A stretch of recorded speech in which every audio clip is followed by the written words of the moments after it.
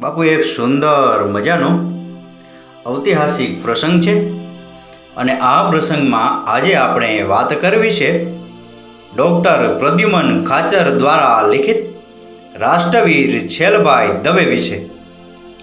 કાઠિયાવાડમાં એક કાળે તલવારનો જ યુગ હતો અને રજવાડે બારવટિયાઓ ડોકા કાઢતા જ હોય, પણ ત્યારે એની સામે એવા જાડા બળિયા પોલીસ અમલદાર આ ધરતીએ પેદા કર્યા કે એ બારવટિયામાંથી અમુકને મહાત કરી શકાયા. એવા એક બાહોશ અને જેને કાઠિયાવાડના સિંહ કહેવામાં આવે છે એવા છેલશંકર જયકૃષ્ણ દવે. આપણા કોઈ કાઠિયાવાડી બીજા દેશમાં જાય ત્યારે એ એમ નથી પૂછતા કે અહીં કિલ્લા કેટલા છે કે કેટલા ધનના ભંડાર છે, પણ એક પ્રશ્ન અવશ્ય પૂછે છે કે તમારા દેશમાં મર્દો કેટલા છે. અહીં આજ એક મર્દ પોલીસ અમલદારની વાત કરવી છે.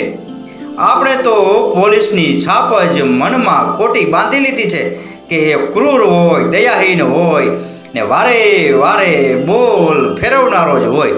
હકીકતે સાચો પોલીસ તો સમાજનો રક્ષક, સમાજ નીતિનો પાળનારો અને સમાજ સુધારક હોવો જોઈએ, એવું છેલભાઈનું જીવન જોતા લાગે છે. લોકોએ તો તેને પોતાના જ આપેલા વહાલસોયા નામ છેલભાઈ નામથી જ ઓળખ્યા, જેનો જન્મ વઢવાણ મુકામે તારીખ 16/10/1889 રોજ રંગબાઈના કુખે થયો હતો. તેમના પિતા એક નામાંકિત વકીલ હતા અને તેના ભાઈ ન્યાયાધીશ હતા. છેલભાઈને બાળપણથી જ તેની માતાએ આત્મબળનું અંજણ આંજ્યું હતું.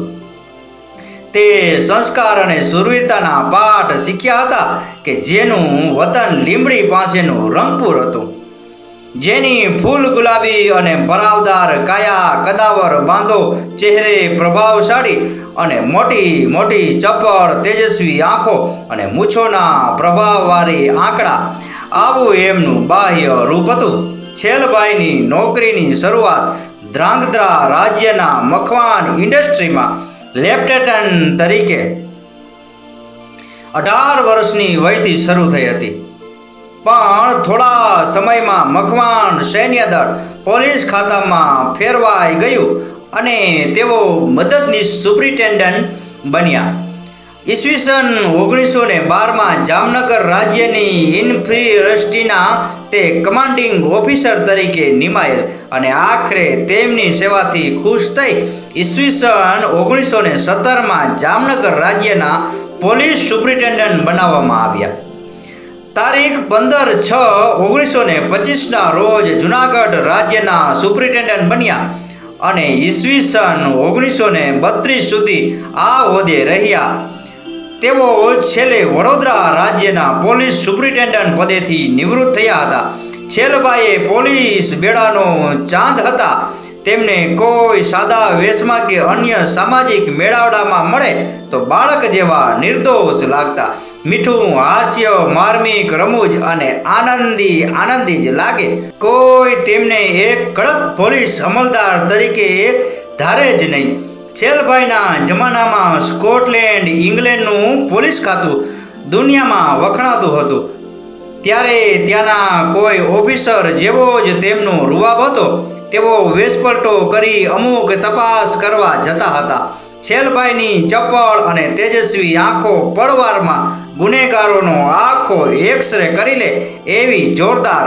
જ્યારે ગુનેગાર ઉપર તેમની આંખો ઠેરાય એટલે ગુનેગાર કઠણમાંથી નરમ જ બની જાય અને પોપટ બની જાય. બધું બોલવા માંડે. પછી ભલેને એ વેરાવળનો ખૂંખાર ખારવો હોય કે કોઈ આડોડિયો હોય કે લૂંટારાનો અઠંગ મહેર ભલે હોય, તેની કોઈ કળા ત્યાં ન ચાલે.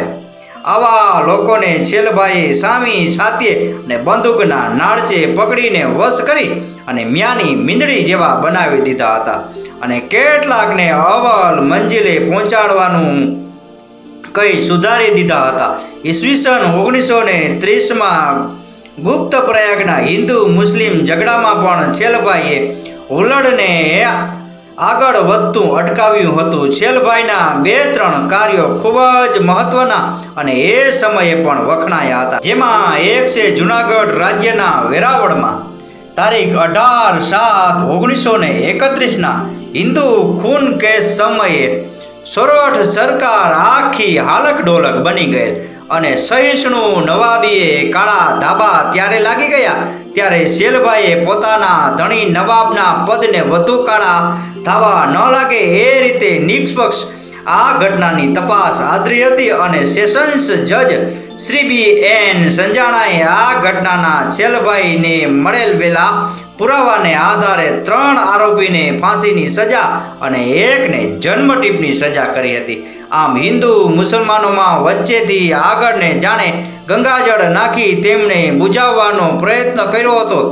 જ્યારે જૂનાગઢ રાજ્યમાં 7 દિવસ ધર્મજનોની ઉજળી રહ્યા હતા એવા સમયે છેલભાઈ જરાય પાછા હટ્યા નહીં અને એ સમયે આગને ઠારી હતી. અને એમ પણ કહેવાય છે કે સોરઠની ઘટના વખતે જો છેલભાઈ ન હોત તો સોરઠની ભભૂકેલી આ આગથી આખું કાઠિયાવાડ સળગી ઉઠ્યું હોત અને હિન્દુ મુસ્લિમ એકતા જે કાઠિયાવાડની અને જૂનાગઢની મોંઘેરી મિલકત ગણાતી હતી એ પડવારમાં ખાક થઈ ગઈ હોત. જ્યારે ભાવનગરમાં સરદાર પટેલ ઉપર ઈસવીસન 1938માં હુમલો થયો એ તપાસમાં પણ છેલભાઈ એક કરી હતી. તેઓ ગીતાજીમાં બતાવેલ અભયપદને વરેલા હતા. જ્યારે કાઠિયાવાડમાં કોઈ એક અજુગતી કે અટપટી કે ગંભીર ઘટના બને ત્યારે એ કાળે ભલભલા મુસ્દીઓ પણ મૂંઝાઈ જતા અને અધિકારીઓની હિંમત ઓગળી જતી અને એ દૂર રહેવાના પ્રયત્નો કરતા. ત્યારે છેલભાઈ તો આવી બાબતોને સામેથી આવકારી લેતા હતા. તેઓએ બુટાવદર ગામના બહારવટિયા જીવુભા હરિસિંહ ભરાણીને પાલિતાણા રાજ્યમાં ઘેટી ગામેથી જીવતા પકડેલ અને એ સમયે જીવુભાઈ જામૈયાનો છેલભાઈ માથે ઘા કરતા તેમના સાફાના 3 આંટા કપાઈ ગયા પણ સદનસીબે બચી ગયા.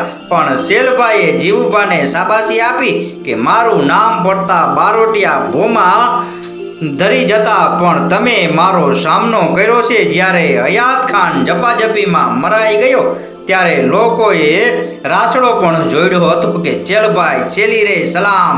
હયાત ખાન હોડ બાંધી હયાત ખાન બહાદુર નાની ઉંમરમાં આવા બહારવટા નહોતા ખેલવા. જામનગર રાજ્યની નોકરી દરમિયાન બેલા ગામના માથાભારે મિયાણાઓને વશ કર્યા અને ડફેરોનો ત્રાસ નિર્મૂળ કર્યો હતો.